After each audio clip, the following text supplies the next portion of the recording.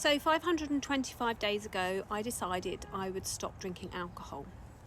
And it took quite a while for me to get used to that.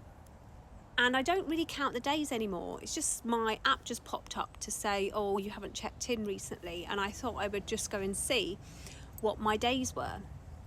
Now, I stopped on the 27th of February 2023, and there were a number of things and reasons why I stopped.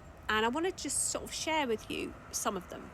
Now, the first one was that my drinking, my sort of like 5 o'clock wine o'clock had become quite habitual. And although I was having 1 or 2 glasses a night, that actually, depending on the size of the glass, was probably 3/4 of a bottle of wine. And some evenings I'd finish off the bottle. Now, some of you might drink a bottle of wine and not think anything of it, and that's perfectly fine.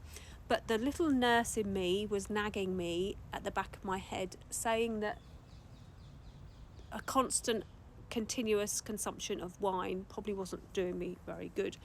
So I was a little bit conscious of consuming that amount of wine. Some of the changes that I've experienced since stopping drinking have been quite remarkable. I think one of the biggest ones is that I now am very much more clear-headed and can deal with lots and lots of situations. Not long after I stopped drinking, so the February to the July, my dad passed away in the July, and I thought that that would be my breaking point because he died suddenly and there was a lot of sort of things going on afterwards. But do you know what? I resisted because I just thought actually having a drink is just going to make things worse, and it was true. So here's a few things that I've really noticed since stopping drinking. Number one, I have been able to gradually reduce my body fat down to a level where I am not really going onto the weighing scales anymore. I don't bother going on every morning. I probably weigh myself once a week or once a fortnight.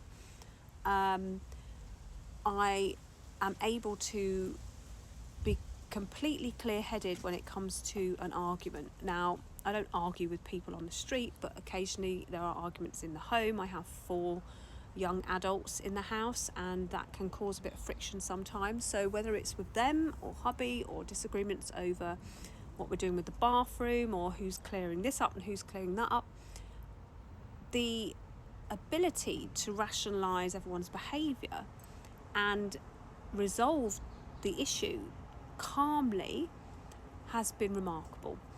And even if the issue is not resolved that night, the recollection is there, and then you can just sort of pick up a few pieces and dissolve the issue straight away. When it comes to health, that little niggly nurse in my back of my head was probably right to worry about the wine because it was having an effect on my liver function. So I had a blood test done, actually because I was starting HRT not long, so in the September before I stopped drinking. And I had a blood test that showed that my liver function was a little bit out. So we left it for a bit. We did another one 3 months later, and it was a little bit still off. So I was thinking maybe it's the wine, maybe it's the alcohol, because our liver is basically the first place food and drink go to be cleaned after the intestine. So when you eat or drink anything, any toxins that are contained in any of those foods go to the liver to be cleaned. So of course, if I was drinking regularly, that amount of toxins was going through my liver all the time, and it was probably causing a bit of problem.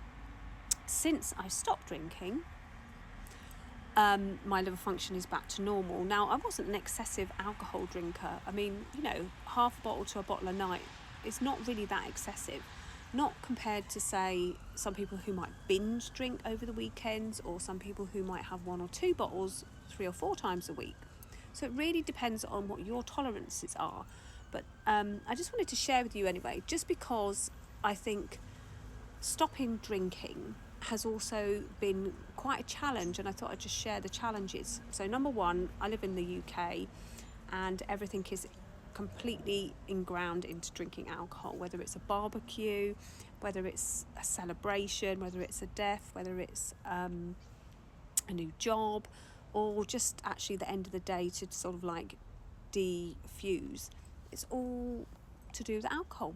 And fortunately, the availability of non-alcoholic alternatives is getting better. However, I think I was drinking alternative alcoholic drinks for about 9 months, and now I don't really touch them that much. I just have sparkling water, or I actually find that having maybe a slightly more sugary flavoured juice drink is just as good. And if you just stop me there and go, well, surely the sugary drinks are bad for you. Yeah, maybe they are, but they're not as bad as the alcohol. So you have to weigh up these things, and you have to make life work for you.